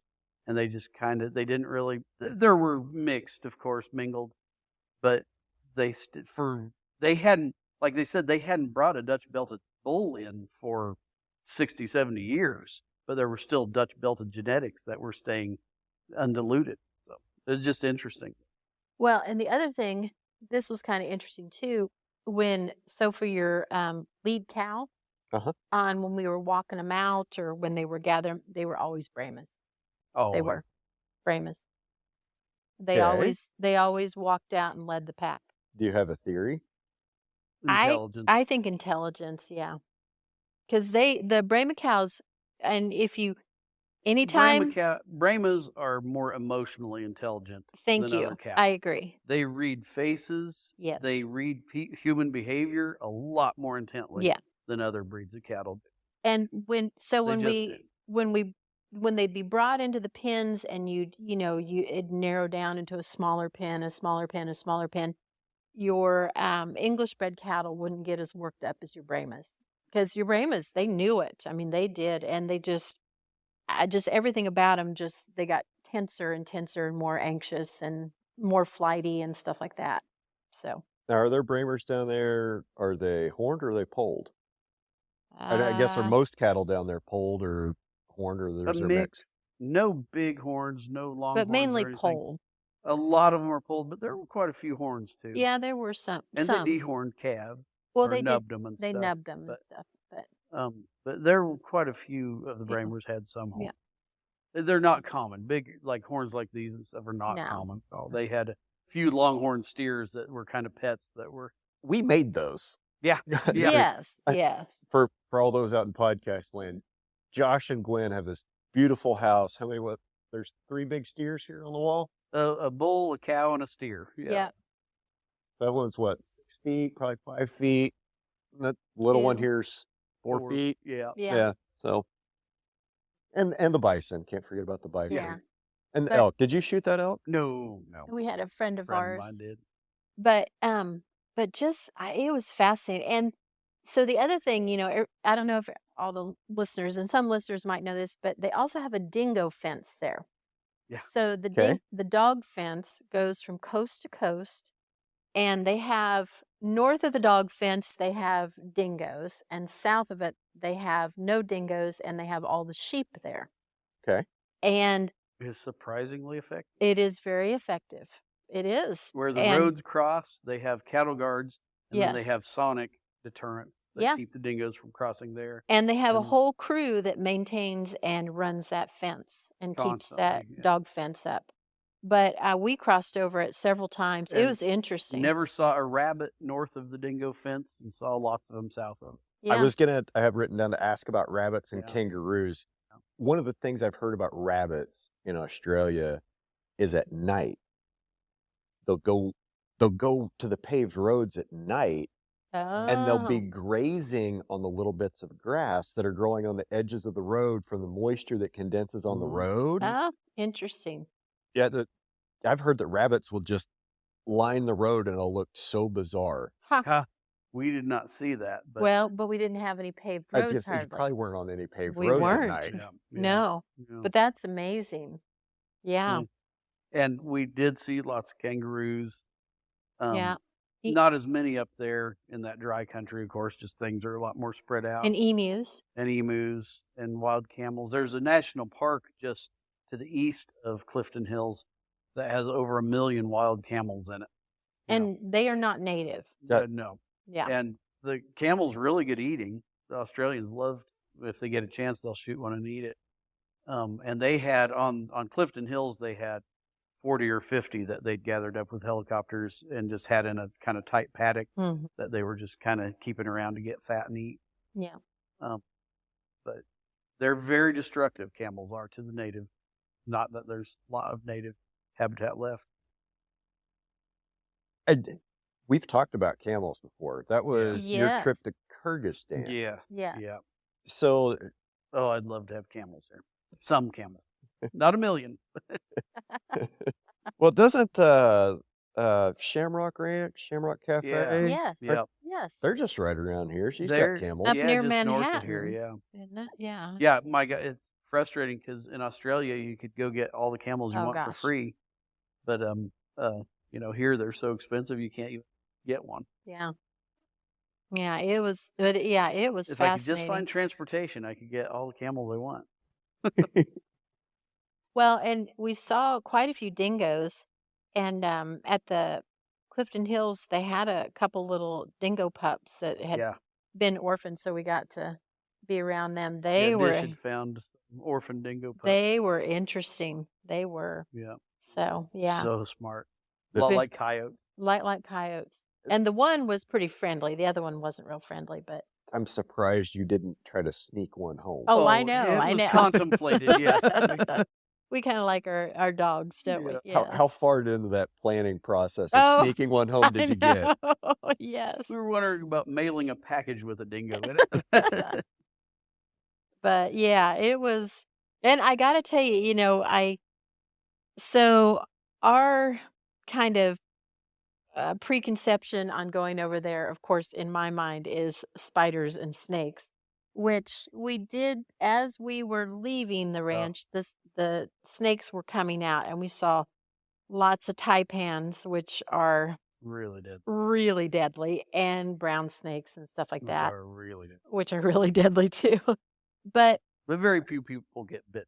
yeah, but the Australians, so their kind of preconception of us is having bears everywhere. They think we're under constant threat of bear attack. And everywhere. so they wanted to know about bears. They were like, how many have you seen? Have you ever had an encounter? And I mean, so it was kind of hilarious. And they aren't even worried about their snakes. Oh no. We were worried about them. They didn't even think about them. And we are not worried about bears. And it was quite fun to have that exchange. But the taipans are one of the deadliest. Oh gosh. And you don't even know you've been bitten by one. Their fangs are like as small as like diabetes needles. Yes. And you just have a stroke. There's not really any way of knowing you've been bitten. You're just dead. Die of a stroke after 20 minutes. And they also said, the Musters, Kane and Emma, said that when they're walking cattle out, that cattle will be just walking and they'll fall over dead. And it's because a snake's bitten one. They've gotten bit by a taipan. And a full-grown cow will get bitten and die within 30 seconds of getting bit by a taipan. Yeah. The helicopter pilot said, he'll watch and they'll just be going along and all of a sudden just one will just go dead. It's like, oh, taipan. Yeah. It's scary thought. Yeah. That's wild. And we saw a bunch of them as we were being driven out. Did you guys wear snake boots or just No, but I should have taken. But I tell you what, boots. though, you watched everywhere. In the summer, I think you'd have to. You watched everywhere you went, especially around water. Yeah. I mean, everywhere, because there was snakes. They were talking about it, and the snakes try to avoid you. They are not. Well, they do, but it's just if you surprise one, it'd be a bad Although day. they said the brown snakes during mating season chase you. They will chase to half a mile. Up to half a mile. Yeah. Getting chased by a poisonous snake. Yeah. No thanks. Snake. Yeah. Oh. Yes, Brian. But they don't even worry about it. No, they don't worry about it. But they were so worried about if you get bit, you'll never know it. You'll just be dead. Good point. But it was hilarious. They were just fascinated by bears here. Yeah. I'll have to make a note that if anybody from Australia ever visits me, to get them all messed up and freaked out about bears. Be like, hey, just want to let you know, when we get down here to the ranch, to get to the cabin, there's freaking black bears everywhere, dude. So you can't go anywhere without your bear spray and just give them give them a can of car freshener with a Post-it note label on it or something. Give them a tambourine. Just make noise everywhere you go. Yeah. Just walk with this, shake it all the time, and the bears will leave you alone. But yes, overall, I'm so glad we did it. Oh my gosh. I am. We learned a lot. We did learn a lot. And it's good to stretch yourself. It is. What was the most surprising part of the whole trip? I want to hear from both of you on this one.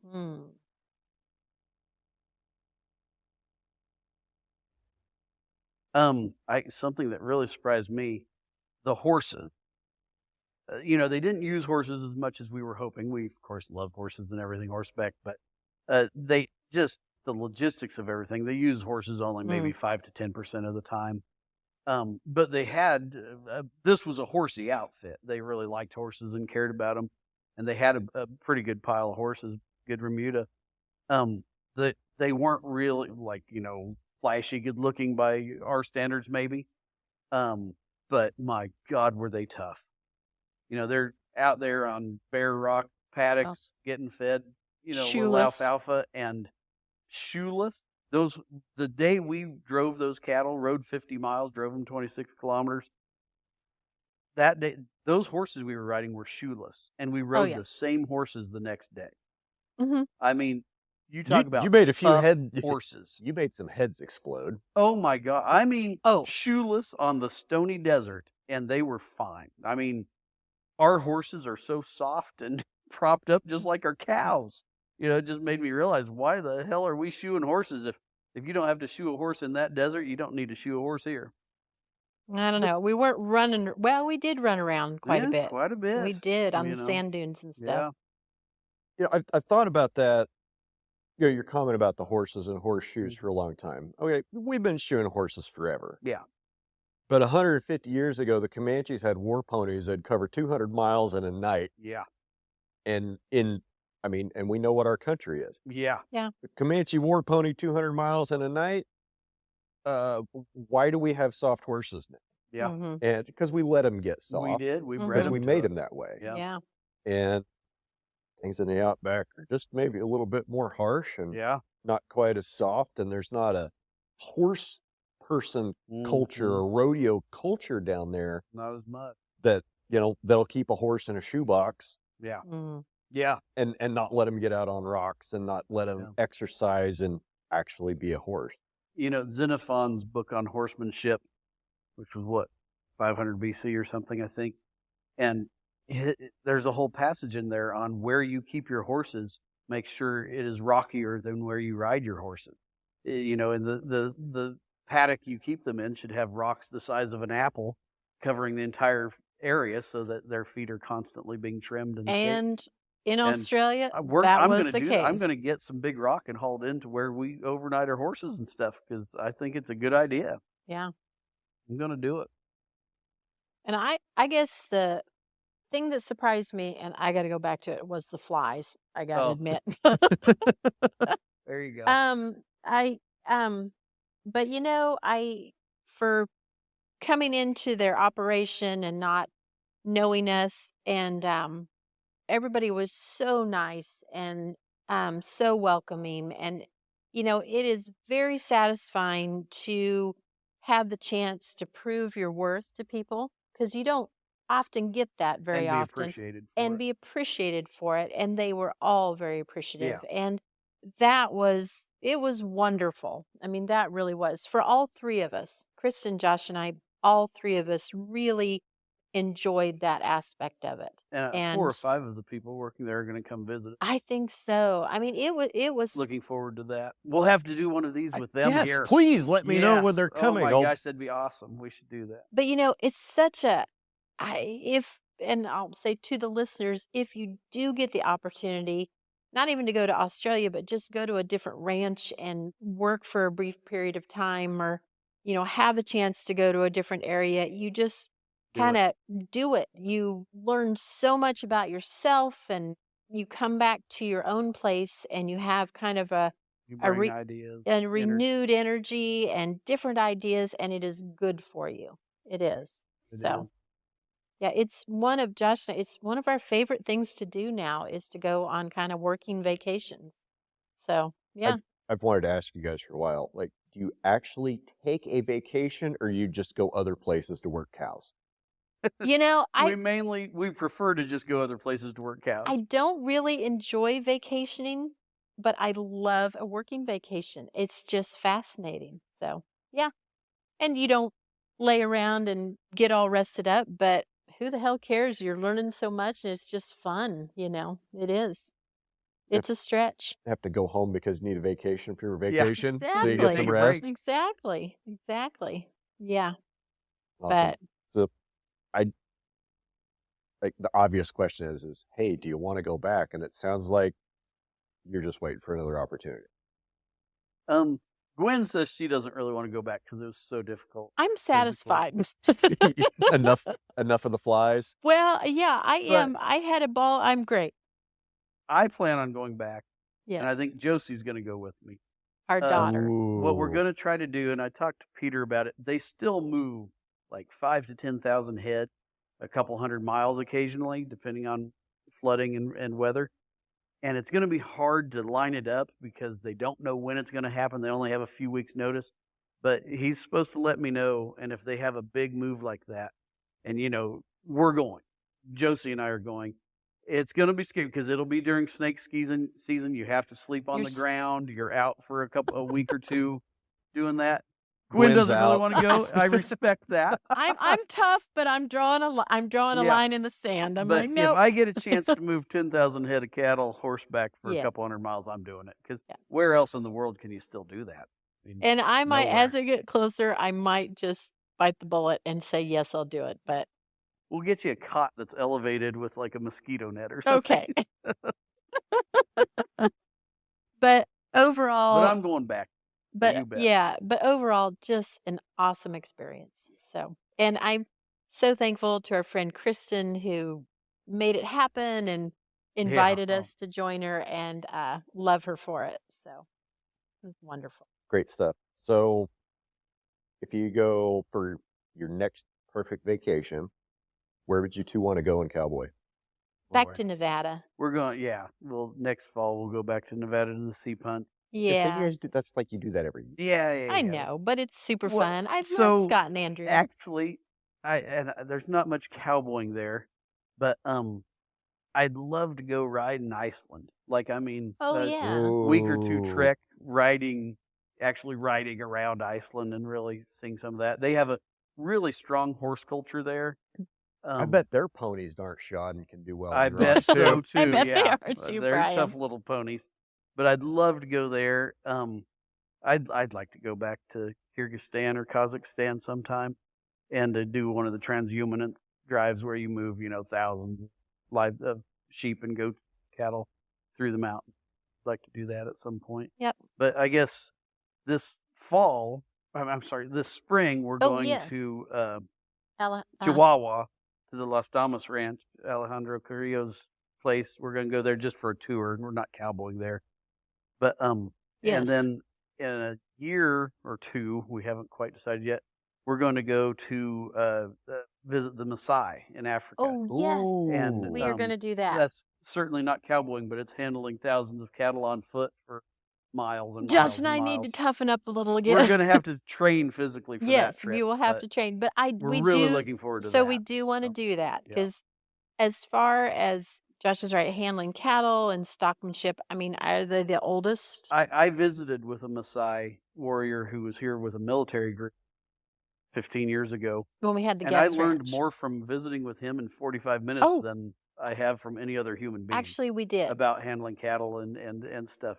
Well- so I really want to get there and learn from some Well, of and them. actually, one of the things he told us, which Josh and I still use today, is use different insect sounds to move to maneuver different- cattle.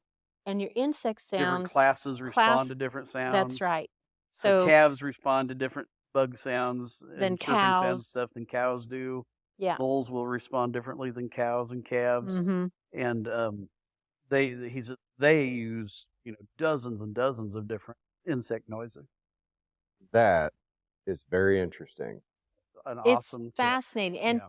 we are not. So when we do insect sounds, it doesn't exactly mimic, but it's close enough, and you can adjust it according to seasons and stuff like that. And Yeah. his advice was that using bird and insect sounds is the best way to communicate. Yes. And human voices are not. Now you can soothe cattle with a human voice if they know you. Right. And my God, that's like singing the night herding songs on trail drives and stuff. You bet. Cattle respond to that.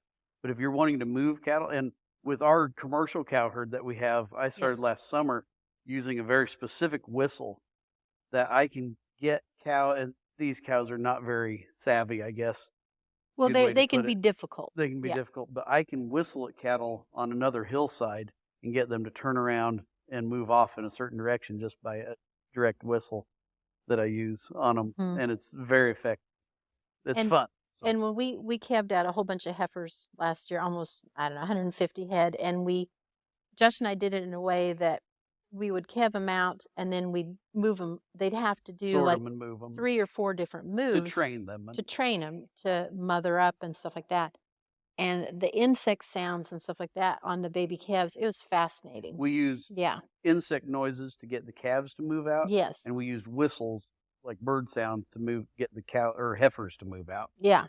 And so we could, sorting and stuff, even then, the buzzing and clicking sounds would stop the calf from coming through a gate, but a whistle sound would stop a cow from coming through the gate. Yeah. It's just really interesting to see. And that whole thing there with new babies and stressed out mothers, it was just fascinating how that worked. And it worked well. It Yeah. did. That's something I'm definitely going to have to explore. Yeah. Quite a bit and Yeah. do my own observations on. So I kind of have a woof, Mm-hmm. Yeah. Yeah, a we do deep too. chuffing We do too. noise You that I do. It's- absolutely, you bet. that kind of replicates what the noise that a canine would make when it's maybe mildly annoyed, not upset, not mad, just like, hey, keep going. And I noticed the cattle respond to that a lot more. And, as listening to you guys talking, I'm like, we don't appreciate how a cow senses the world. No. Okay. Right. Because we have our five senses. Yep. Okay. Yep. And we have a tendency to relate the world around us by the senses. Mm-hmm. We're primarily a visual animal. That's most of our that's Mhm. most of our sensory input is going to be visual. Our ears, we got 2 good ears. They're not real big comparatively. They can't move. Sound is important, but not that important. We have a tiny, tiny little nose Yeah. compared to literally everything else in the animal kingdom. Yeah. We do. Yeah. So the cattle eyes, they're out on the sides of the head. They're Mhm. positioned where a prey animal's eyes would be. And I look at the size of the eyes and the color of the eyes and the size of the ear on a cow and the size of a nose on a cow. And I look at that and I can't help but think that cow is getting a tiny bit of information from her eyeballs. She's getting a lot of Oh, yeah. information from her ears, but she's getting more information from her nose. And so a couple things that are kind of important to talk about right now. They say like a bloodhound has a sense of smell 50,000 times more acute than a human, Oh, yeah. which is true for certain smells. Dogs can't smell rain. Dogs can't smell fresh cut grass. And dogs can't smell fresh turned earth. We can detect those 3 things 50,000 times better than a dog. Wow. And, Why? Yeah. and probably for survival. And, I can even sitting here, I can almost recall the smell of rain or fresh turned dirt or whatever. And this is kind of an interesting little anecdote. We have one of our horses. That's how you can, like, if we get separated or whatever, and she will, She tracks by scent. she tracks by scent. And so you think she's doing something bad, but she trots along and Stop. she has her nose down on kind of closer to the ground. And she's not a peanut roller. She's not that kind of horse. And she just tracks that scent and then she picks her head back up and trots on. It's just fascinating. And she's And done it. she'll catch a scent before Oh, you yeah. can see something. And we've Stop, and then you're coming up on cattle or horses. Oh, she's a meat and horse. we've cowboyed in all kinds of different states with her, and she does it everywhere. Yeah. So, yeah. How Part- acute that smell is. Yeah. A part of what I would really be interested to know, and this is like work for the next Fred Provenza type person, Sure. is what information are cattle getting through their nose, their olfactory system, Yep. that drives decisions on what to go eat. Oh, I bet it's Oh, amazing. Yeah. So, and I'm probably going to make people mad or people disagree, but They'll just send me hate mail. It's There you fine. sorry, Brian. I think cattle can smell sugars. Yeah. Yeah. And so I think they know. So this is kind of interesting. So when we were shipping cattle this year, and we had such hot temperatures and it was so dry, there was, of the mornings, Josh and I could smell the grass curing. It smelled like cured tobacco. It smelled like cured tobacco, and it was so Sweet. distinct there. And you think about, we don't have that good of a sense of smell. Horses, cattle, sheep, whatever, have such a much better smell. So they are picking up on all of that way before we are. And I mean, it was so strong to us, and we talked about it, and nobody hardly else around us noticed it, people-wise. Yeah. It was so interesting, to kind of be tuned into that and realize and recognize what that was, So, I don't know. But I think cattle can smell sugars, in plants. I could certainly buy that they smell sugars. I think there's other like terpenes and flavonoids Yes. that they're sensing to go after, because Yeah. there's a lot of plants that I've seen him eat that I've gone right behind and tried to get a bricks test on, and it comes up donuts or 1 or 2%. I'm like, why do they want to eat this at 9 o'clock in the morning? There's got to be some kind of chemical or compound in that plant that their nose is telling their brain, go here, eat this, because the body needs it. Yeah, It's the only explanation I get for it. I would agree completely. But Wow. So, man, that's been great. What do you guys want to end with? What's big plans? Anything cool on the horizon for 2024 for the Flying W? Not a lot. We're at a point in on the ranch in our lives where we've finally kind of got the ranch put back together from my cousin's untimely death and all that turbulence, and we're kind of entering a phase of stability, where I'm actually getting things crossed off my to-do list. It's a unique feeling. I've never experienced this before, Brian. What does that feel like? It is fabulous. well, we keep I got a well house redone that I've been wanting to do for 15 years. And now I don't have to worry about it freezing every damn day of the winter like I have for the last 15 years. And yeah, we're at that point where we're crossing things off lists, and we're actually able to spend more time doing the things we really like, and we're able to kind of make things better and more satisfying and easier to operate on the ranch, and it's a wonderful feeling. We're busy, very busy doing it, but it's all paying us back immediately almost. It's wonderful. So Josh is right. So Josh and I are in our early 50s, but one of the things we're doing is we're setting up systems on the ranch to extend our working longevity. Okay. And so we're making things so they're physically easier and simpler. Yes. And we're trying to make it both so we can continue doing all these jobs without hurting ourselves or endangering our health, but also to where we can pass some of these chores and stuff off to other people that so there'll be systems that are easy to follow and recognize and operate. Right. So we can replace ourselves eventually. We don't want to have to do that for a while, but so we're making a really hard push to, get those things completed. And, it's simple things to complicated things. Simple things, every bone has its home, to our water system, it just making things easy and easy on us. So kind of fun. Well, and then I have one other thing that we're working on too, the migration on cow. Yeah. Okay. So this is kind of cool. There you go. There's the next big idea we're going to try to implement. Lay it on me. Okay. So, we would love to get to where we can run our own cows and not custom cows, but you know how that is. That's hard to figure out and tricky.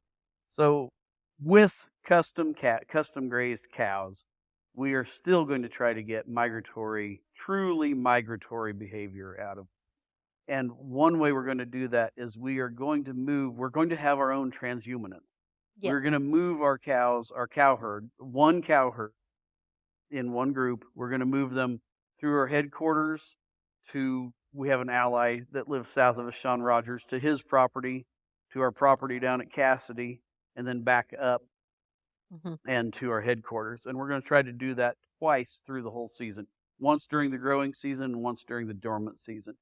And we're doing that to try to give the different pastures absolute rest for extended periods of time. And I wanted, and I think that will get us closer to that migratory, buffalo mimicry. And this is, you were talking about like driving the cattle from here down to that property down south. Yeah, not hauling them anywhere. We're driving and horseback. We're even looking at a portable water system, like a tanker we can pull behind a tractor, so we can overnight them on the road.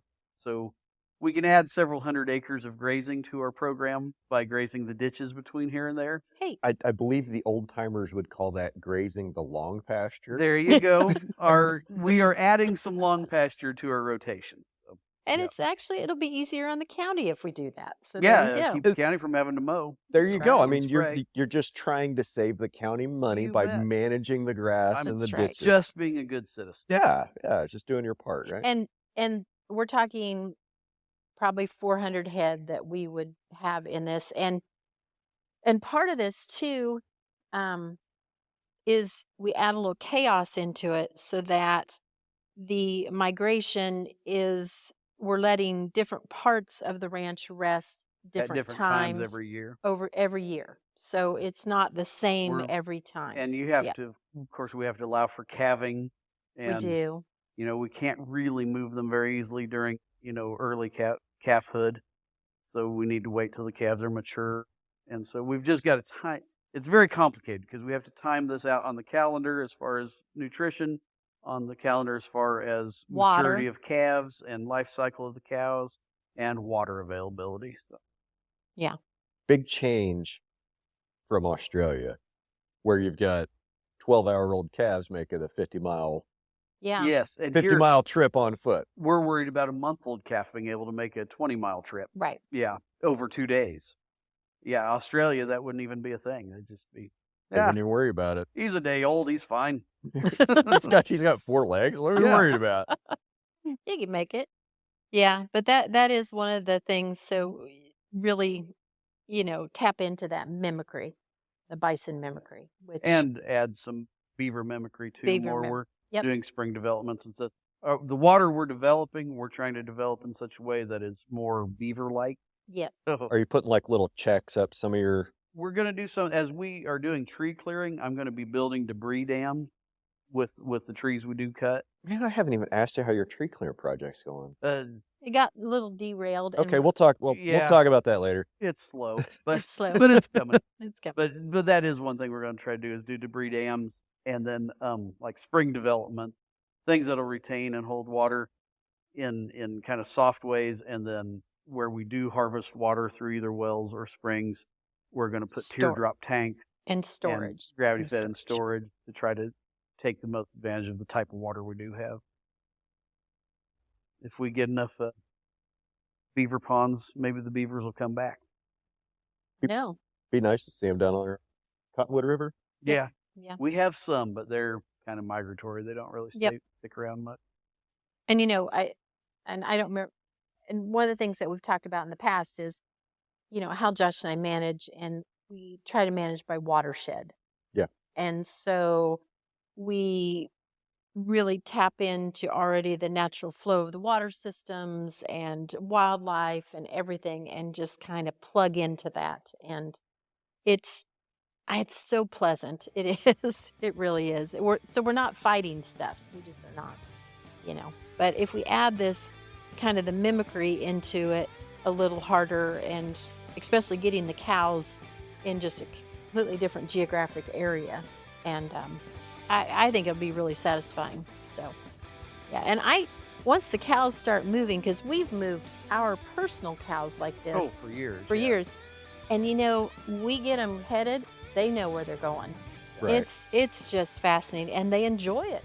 They do. They're excited to go, and they go. Yeah. Hey, So we get to go somewhere new. Look at a I different piece know. of sky for they a while. do. They do. New So- grass. New grass. Yeah. So, but that's the plan. Very cool. Looking forward to hearing how that works and how you guys get along with that. Right. Hey, man, sure been awesome. Oh, it's Appreciate fun. you guys' time today on a nice, cool Friday. Yeah. Yeah. Thanks for coming up. Yeah, Thanks for having me, and thanks for lunch. And I guess we'll just go ahead and end it here. Guys out there in podcast land, see you. Have a great week. he just waved at a. If you enjoyed this episode, don't forget to like, share, and subscribe to our podcast. We'd also love to hear your thoughts, so leave us a review if you haven't already. And don't forget to check out the Q&A and the polls on Spotify. Your support helps us bring more enlightening conversations and fresh stories from the world of farming and ranching. Thank you for listening to Ranching Reboot, your favorite regenerative ag podcast.